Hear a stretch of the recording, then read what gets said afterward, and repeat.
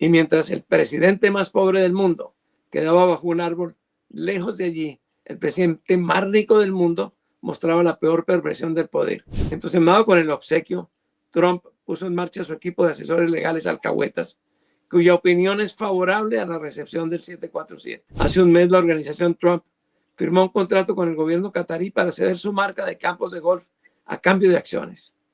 Lo del avioncito es solo una ñapa. Esta columna se titula Agua y Aceite y dice así: el 13 de mayo murió en Montevideo el expresidente uruguayo José Mujica.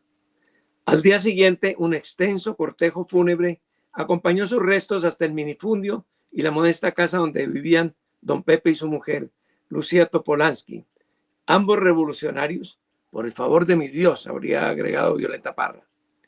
La tumba quedó bajo una enorme secuoya, donde hace 7 años también halló paz y vida eterna Manuela, la perra de 3 patas de los Mujica. En este rincón campesino, los uruguayos del futuro podrán hallar los huesos de un hombre que fue gobernante popular y ejemplo de ética.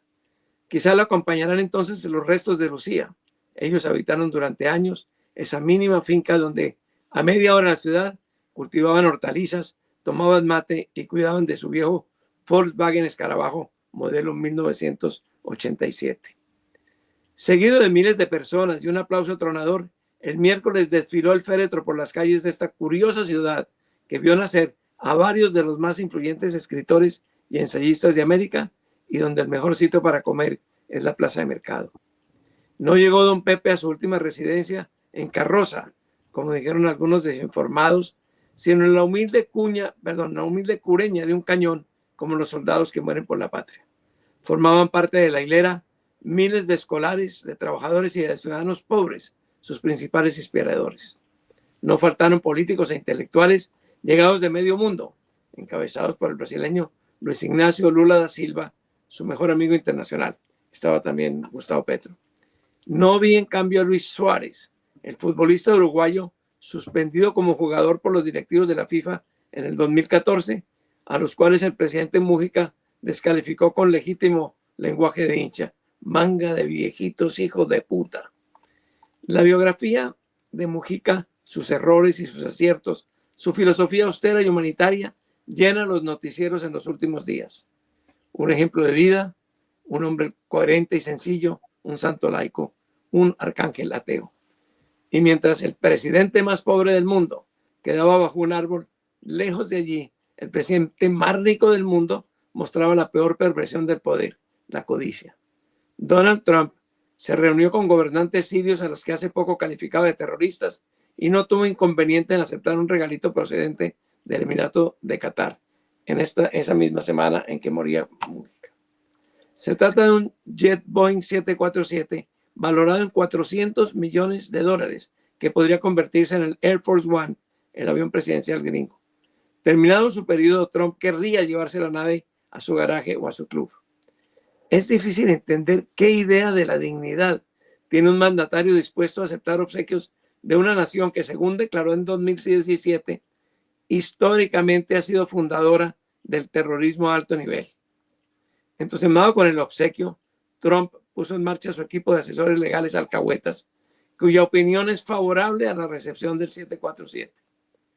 El expresidente Eduardo Santos, que gobernó entre el 38 y el 42, advertía sobre el peligro de los hombres de negocio que ingresan al gobierno.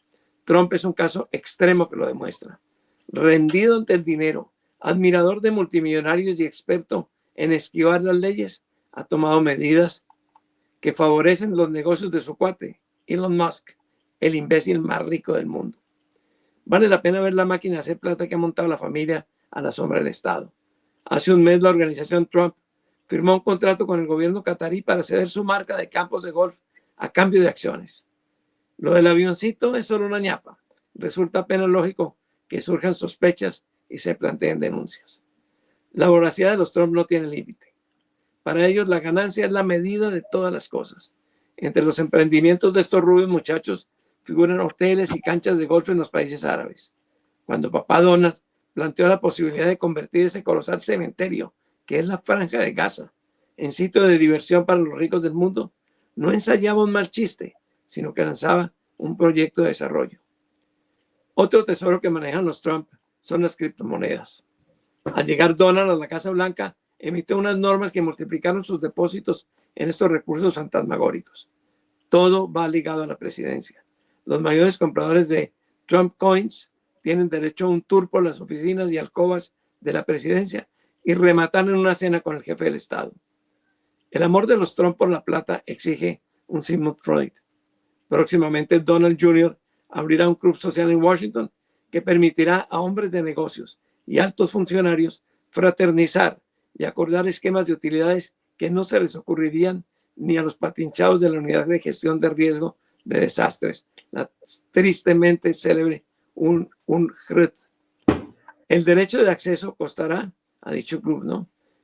Costará $500,000, pero cuidado, posiblemente echarán bola negra a los inmigrantes. El segundo tema que toco se llama el 13 de mayo y dice así: el pasado martes se cumplió un histórico aniversario. No diré por ahora cuál, solo indicaré las fechas de unos 13 de mayo que no alcanzan a tener dimensión trascendental. Hablo de cuando ardieron decenas de obras de arte en Madrid, el 13 de mayo de 1674, de cuando Estados Unidos declaró la guerra a México, 13 de mayo de 1846, de cuando la Virgen de Fátima se apareció a 3 pastorcitos en el 17, del nacimiento de Tiro Fijo en 1930, de la capitulación del Afrika Korps de Hitler en 1943, de cuando el Papa santificó a los 2 pastorcitos de Fátima, 2017, del atentado contra Juan Pablo II en 1981, y de los fallecimientos de Gary Cooper en el 61, el profesor Ignacio Barraquer en el 65, Rafael Escanona en el 2009, la actriz Doris Day en el 2019 y José Mújica, que hablamos ya de él, en el 2025. Todas son efemérides importantes, pero solo la semana entrante recordaré la principal. Esa es mi columna. He corroborado en las noticias de hoy el amor de Trump por el dinero. Lo están manipulando, manipulando a Trump, que es difícil, pero están ofreciendo toda clase de prebendas los árabes, tanto así que en Israel hay mal sabor a las visitas de Trump a recibir dinero de los árabes y hacer negocios con ellos. Creen que va a acabar abandonando Israel. Esa es la columna y esa es la circunstancia.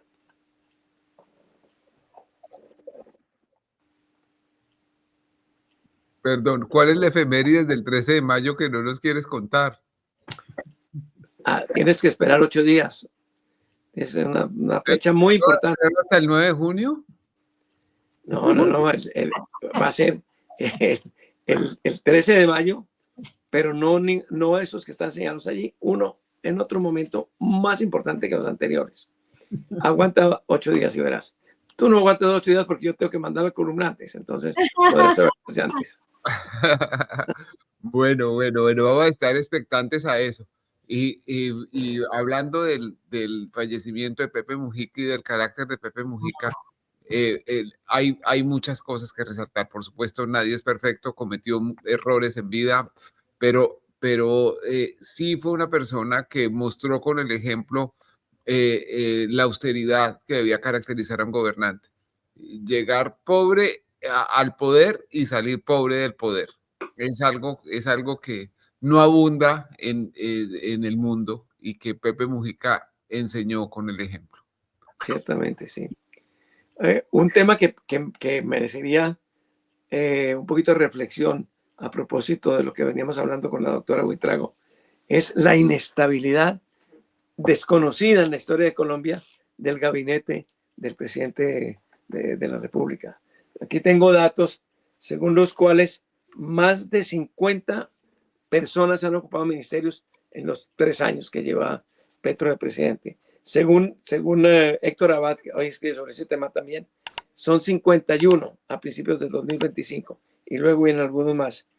Pero esto da una sensación de que todo se mueve, todo se desplaza, no hay planes permanentes, solo 3 o 4 nombres han permanecido a lo largo de estos años.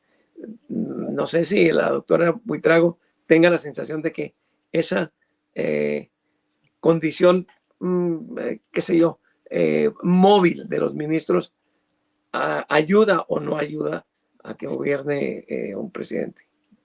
Bueno, yo creo que es importante que en cualquier tema la continuidad es una de las grandes ventajas para poder cumplir los proyectos, los plazos y los términos.